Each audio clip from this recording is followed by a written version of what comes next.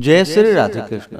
आप सभी का आपके अपने YouTube channel V K Mishra present में बहुत बहुत स्वागत है। आइए आज आप सब जानेंगे वर्ष 2026 में सकट चौथ का व्रत, तिलकुटा चौथ का व्रत कब धारण किया जा रहा है। तो जानेंगे व्रत के शुभ मुहूर्त के बारे में, पूजन समय के बारे में और इस दिन चंद्र दर्शन का, चंद्रोदय का क्या समय होगा। तो आइए जानते हैं इन सबों के बारे में।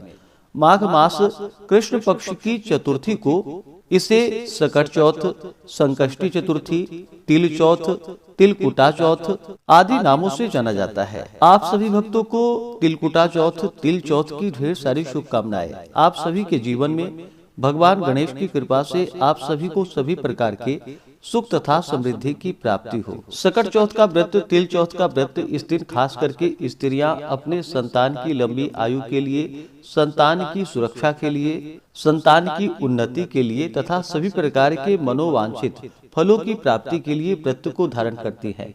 इस व्रत को कोई भी धारण कर सकता है। इस दिन विशेष प्रकार से भगवान गणेश चौथ माता का पूजन करना चाहिए और फिर शाम को चंद्रोदय होने पर चंद्र देवता को अर्घ्य प्रदान करने के बाद व्रत पूर्ण माना जाता है। यह सभी प्रकार संकट नाशिनी व्रत है। माघ मास कृष्ण पक्ष की चतुर्थी तिथि प्रारंभ समय जो कि 6 जनवरी 2026 दिन मंगलवार सुबह 8:04 और चतुर्थी तिथि की जो समाप्ति है वह 7 जनवरी 2026 दिन बुधवार सुबह 6:53 पे चतुर्थी तिथि की समाप्ति है। तो ऐसे में चंद्रोदय व्यापनी के अनुसार सकट चौथ का व्रत, तिल चौथ का व्रत जो कि इस बार 6 जनवरी 2026 दिन मंगलवार को पड़ा है।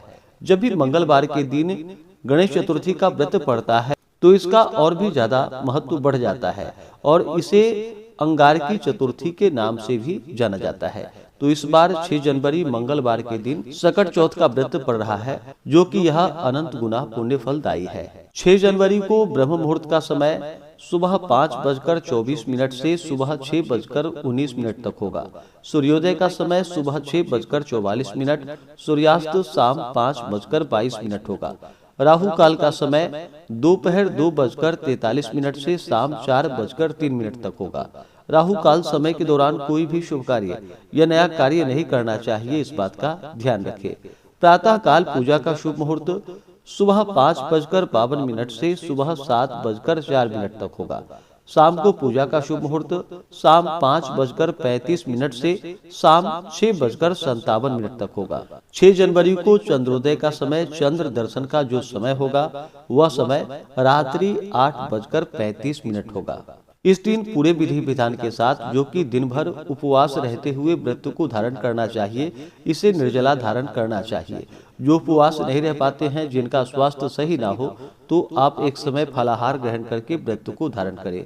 खास करके चंद्रोदय से कुछ पूर्व ही स्नान आदि करके शुद्ध वस्त्र धारण करके भगवान गणेश जी का गंध पुष्प धूप दीप आदि से पूजन करें। अनेक प्रकार के नैवेद्य आदि का भोग लगाए। खास करके इस दिन गुड़ तथा तिल से बने हुए लड्डुओं का भगवान गणेश जी को भोग अवश्य ही लगानी चाहिए। यह अनंत गुना पुण्य फलदायी माना गया है। भगवान को भोग आदि लगा करके जल से आचमनी करवाए। मुख शुद्धि के लिए पान पत्र, सुपारी, लौंग, इलायची के साथ में अर्पित करे। द्रव्य दक्षिणा चढ़ाए। व्रत का कथा श्रवण करे। भगवान गणेश जी के स्तोत्र, चालीसा आदि का पाठ या श्रवण करे और फिर चंद्र देवता को कच्चे दूध का या जल का अर्घ्य प्रदान करे। गंध पुष्प धूप दीप आदि से पूजन करे। चंद्र देवता से प्रार्थना करे कि यह व्रत मेरा पूर्ण हो और हमें पुण्य फलों की प्राप्ति हो। इससे भगवान गणेश जी चौथ माता का विशेष कृपा प्राप्त होता है। तो आशा करता हूँ कि यह जानकारी आपको अच्छा लगा हो। इसी प्रकार से ज्ञानवर्धक जानकारियाँ प्राप्त करते रहने के लिए, व्रत पूजा के बारे में जानने के लिए, कथा को सुनने के लिए चैनल पे अगर आप पहली बार आए हैं तो चैनल को लाल बटन दबा करके सब्सक्राइब करें। साथ में बेल आइकन घंटी को दबाएं ताकि आने वाली वीडियो का नोटिफिकेशन आपको समय से मिलता रहे। वीडियो को लाइक करें, शेयर करें। सुखी रहें और स्वस्थ रहें। जय श्री राधे कृष्ण। धन्यवाद।